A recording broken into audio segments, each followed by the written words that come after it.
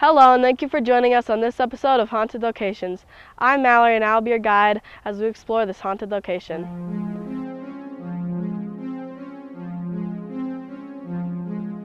Today we will share with you the folklore and history of Riverdale Road in between Thornton and Brighton, Colorado.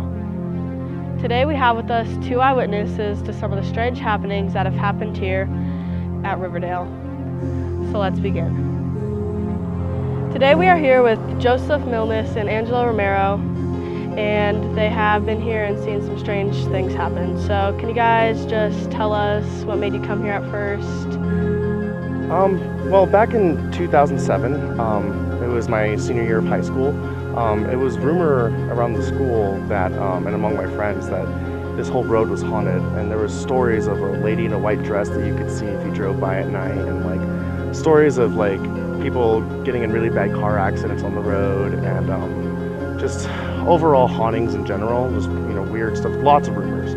So I wanted to check it out myself. I got curious. I was 18 at the time, so it was something more of like, I didn't believe in it, so it was just more curiosity. I wanted to see if I could see something because I was really curious.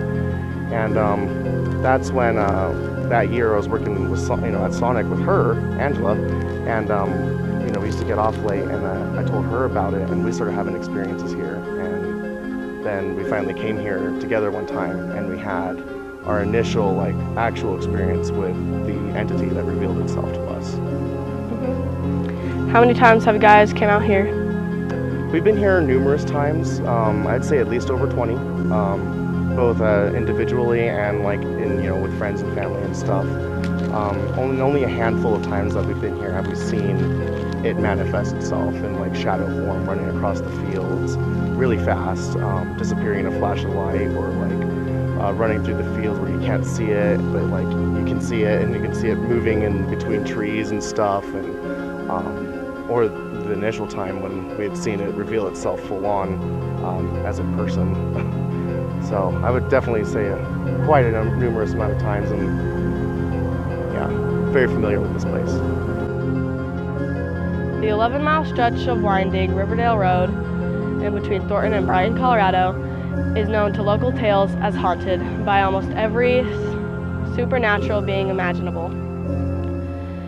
All you have to do is search on the internet for Riverdale Road in Colorado, and this is what you will find.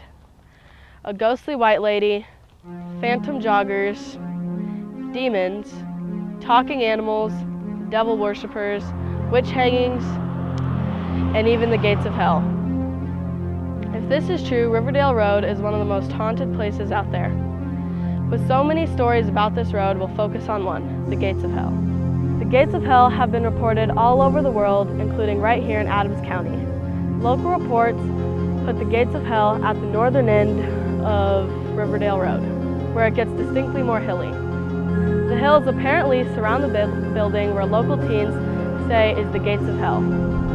Local lore says that the building was used to do some odd rituals, one of which including the murder of a child. The gates of hell is very hard to find. At this moment, we have no information to back up the cult being involved in the murder of a child. With such a strange past of you guys coming out here, has anything happened to you outside of Riverdale? Yeah, so after our first experience that we had here, here behind this fence, where the entity revealed itself, it attached itself to us, and it started following us when we were together. It would manifest itself in the form of a shadow against the fence pointing at us, and then it manifested in other ways, like attempted possessions in our dreams, and it revealed itself as a demon or a ghost in our nightmares, and even as individuals alone. It was a problem for about 4 years after that event, and it lingered and followed us. No matter where we went, we were under attack. Oh wow. What was maybe the scariest moment for you guys throughout everything that happened? I think the scariest moment, the whole thing is scary. And it started off with one big scary event, and it just got scarier. The first time that we saw the entity was one night when we had gotten off of work. We were working at Sonic, and we got off late, and we were hanging out, and she wanted to bring a friend with her that said she could see things, like she was clairvoyant or something. and but she wasn't really trained. She was just really open, and so we brought her with us. I brought some playing cards that I used to use as a tool for prediction. It was some old gypsy thing. It was just fun for me. It was something I used to do back in the day, and so we all came down and we parked right here at the fence, and it was like a full moon. It was really bright out with the moonlight, so we were able to see what was in front of us, and I laid out the cards on my trunk doing a reading for her, and that's when we started hearing footsteps, and we're like, Angela, stop moving, we can't hear, you know, I'm trying to talk, and she's like, I'm not moving.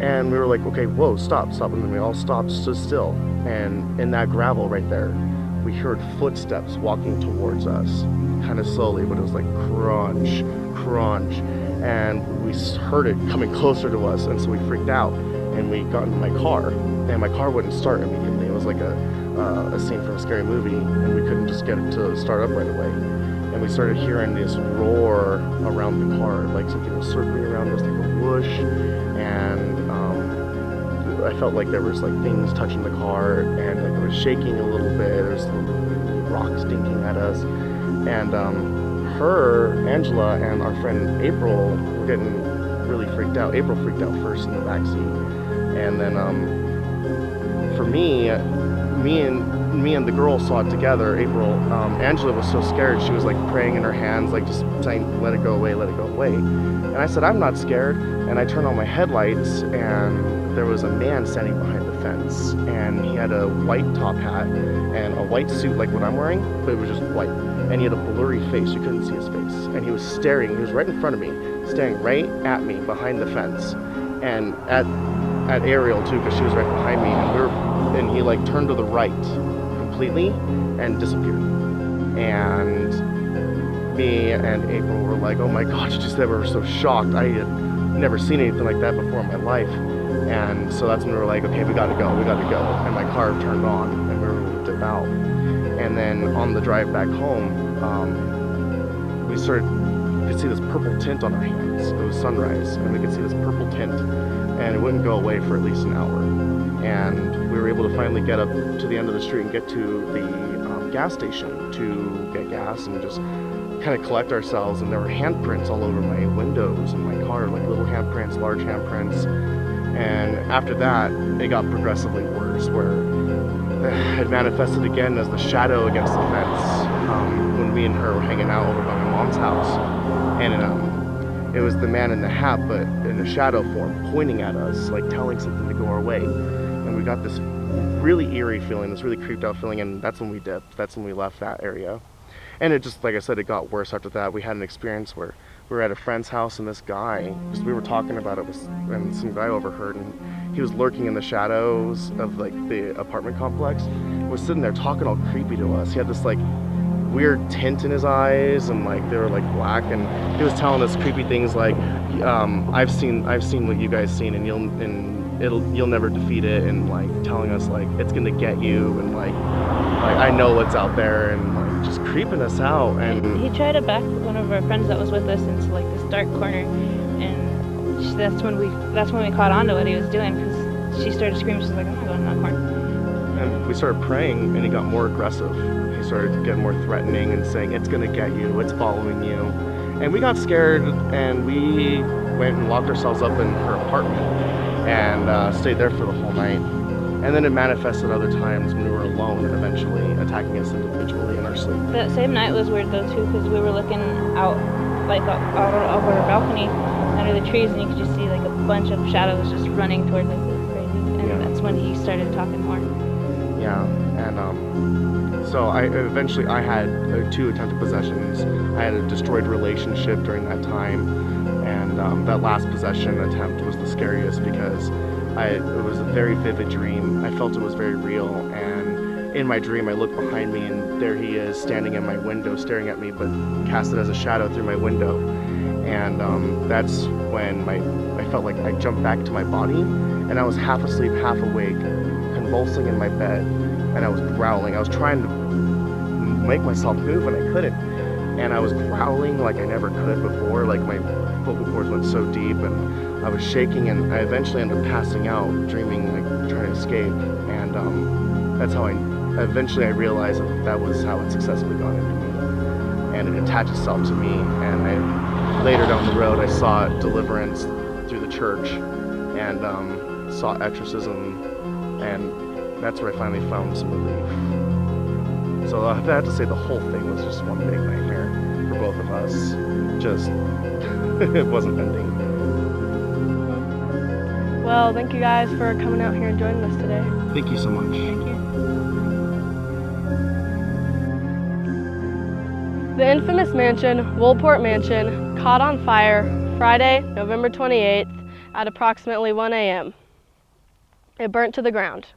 A complete era of history was lost with this mansion. Next time you find yourself driving down Riverdale Road, think to yourself, is the story true or is it just folklore? Thank you for joining us on this episode of Haunted Locations. I'm Mallory, and I'd love to see you again on our next exciting episode of Haunted Locations.